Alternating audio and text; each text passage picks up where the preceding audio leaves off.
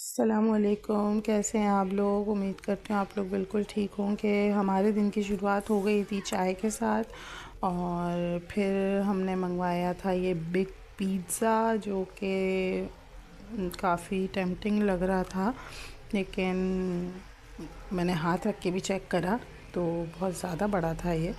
खैर फिर उसके बाद हमने कुछ था नहीं करने का, तो फिर हम लोगों ने थोड़ी सी मुस्तफ़ा के साथ तफरी करी। उसको बांध दिया था जो कि वो रो रहा था कि खोलो मुझे खोलो। कुछ था नहीं करने को तो क्या करते हैं, हम लोग बैठे हुए थे ऐसे ही। तो मैंने कहा चलो बच्चों के साथ थोड़ी सी तफरी करते हैं। उसको बांधा और बोला कि भाई अब खोलो तुम अपने आप को, तो उसने खोल लिया। तो हम लोगों ने खाना खा के हम लोग फ्री हो गए थे, सब चीज़ें कंप्लीट हो गई थी और अब मैं निकल रही हूँ ज़रा पापा की तरफ जाने के लिए। पापा की तरफ जाते हैं, थोड़ी सी काम था मुझे पापा से, तो वो कर आते हैं और चलते हैं।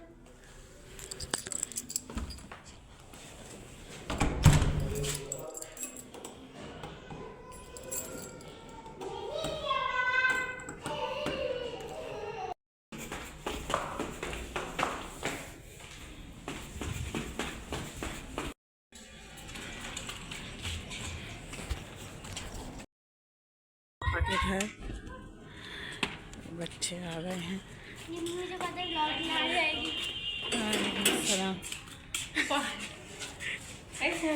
अभी भी आई है। हाँ, ये आई है अभी जॉब से। हम अंदर घुस गए हैं, पहुँच गए ऊपर।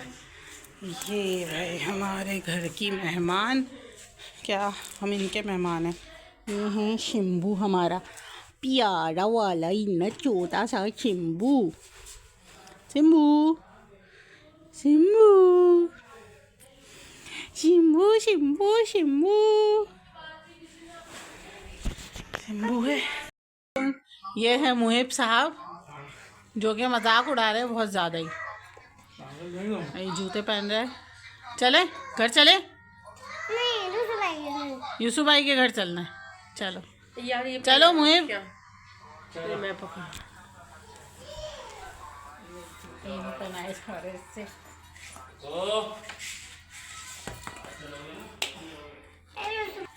खुशी, कभी खुशी कभी गम, ज्यादा पैसा ना हो कम, कभी खुशी कभी गम।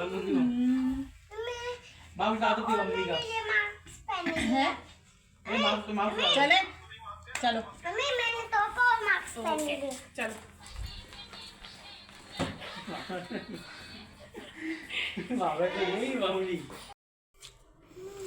ये जा रहा है मुहिब लेके हमें अपनी फटपटी पे। ये देखो ये देखो, इतना कंजूस है ये कि ये नहीं होता इससे कि अपनी बाइक से ही करवा लेंगे। ये देखो, साइड पे हो।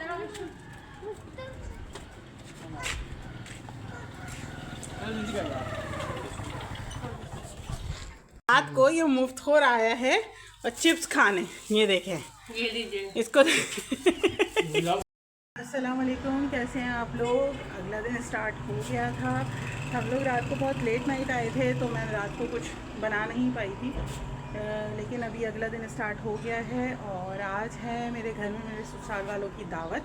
मैंने दावत रखी है तो उसके लिए ही कुछ तैयारियां चल रही हैं। ये देखें, सब मैं ये समेट रही थी। अब सारी जो है सारी चीज़ें कंप्लीट करूँगी और उसके बाद फिर खाने की तैयारी करेंगे। और जैसे जैसे हम करते जाते हैं तो फिर मैं आप लोगों को दिखाती जाऊँगी कि आज मैंने खाने में क्या बना रही हूँ। और अभी तो घर की सफाई कंप्लीट करते हैं, फिर आपसे मिलते हैं। जी तो जनाब, फिर मैं करने लगी थी सफाई। मुझे करने थे कुशन चेंज। सॉरी, गला थोड़ा ख़राब है, तो कुशन करने थे थोड़े से चेंज। फिर सफाइयों में लगना था तो कुशन कवर तय की वो चढ़ाए। फिर उसके बाद जो कमरे में जो कुशन्स होते हैं उनके कवर चढ़ाए। ये सब चीज़ें जब कोई आता है ना तो काम थोड़ा ना बढ़ जाता है, लेकिन ऐसा होना नहीं चाहिए। मेरे साथ तो ये है कि मेरे जो बच्चे हैं वो बहुत फैलाते हैं। अभी आप आगे वीडियो में देखेंगे कि किस तरीके से मेरी सफाई का तहस नहस करा था मेरे बच्चे ने। खैर फिर मैं आगे जो है ये अपने ड्राइंग रूम की सफाई करने लग गई थी। मैंने जल्दी जल्दी इसकी सफाई करी, यानी कवर्स वगैरह उतारे। और अगर आप लोगों को ये कवर अच्छे लगे हों सोफ़े के, क्योंकि मुझे तो पर्सनली बहुत अच्छे लगे थे। खैर कवर्स अगर आपको अच्छे लगें तो आप लोग मुझे बताइएगा, मैं आपको बताऊंगी कि मैंने कहाँ से लिए थे। बहुत रीज़नेबल प्राइस में लिए थे और काफ़ी अच्छी क्वालिटी थी इनकी। मेरे पास ये पिछले 1-1.5 साल से हैं और ये मैंने मंगवाए किसी और सोफ़ों के लिए थे और मैं उनमें भी चढ़ा चुकी हूँ। उसके बाद मैंने ये न्यू सोफ़े परचेज़ किए थे तो इत्तेफाक ऐसा हुआ कि इतने एडजस्टेबल थे कि वो इसमें भी एडजस्ट हो गए थे। खैर फिर उसके बाद मैंने उन कवर्स को हटा के उनको धोने डाला, क्योंकि फिर कल आना था आंटी को, आके फिर इसको धोएंगी। मैंने झाड़ू वगैरह लगाई, पोछा लगाया। उसके बाद वापस मैं यहाँ पे अपना सेंटर पीस उठा रही थी। मैंने अपने हस्बैंड को बुलाया था कि मियाँ जी आप आ जाएं और टेबल रखवा दें, क्योंकि टेबल बहुत भारी थी। फिर उसके बाद ये मुस्तफ़ा इधर उधर कूद रहा था, काम करने नहीं दे रहा था, कभी इधर कभी उधर, कभी शीशा उठा रहा था। ये तूफ़ान जो है ना, इसके साथ काम करना ना मुझे मेरा एक चैलेंज होता है मेरे लिए। खैर फिर उसके बाद सारी सफाई हो गई थी, ड्राइंग रूम साफ़ हो गया, कमरा साफ़ हो गया था, बच्चों का यहाँ बैठने का इंतज़ाम कर दिया था। यहाँ भी जगह साफ़ हो गई थी, बस तख़्त पे चादर वगैरह बिछानी थी और बेडरूम की जो है मुझे झाड़ू निकालनी थी। बस बाकी सब चीज़ें हो गई थी। फिर करी मैंने खाने की तैयारी। करी तो मेरे जो अम्मी अबू थे, उनके सास ससुर जो थे वो आ चुके थे। तो मैं फिर खाना बना रही थी बच्चों को उनको देख के। उनसे मुझे काफ़ी हद तक हेल्प हो जाती है, वो बच्चों को देख लेते हैं तो मैं अच्छा खासा काम अपना ना ख़त्म कर लेती हूँ।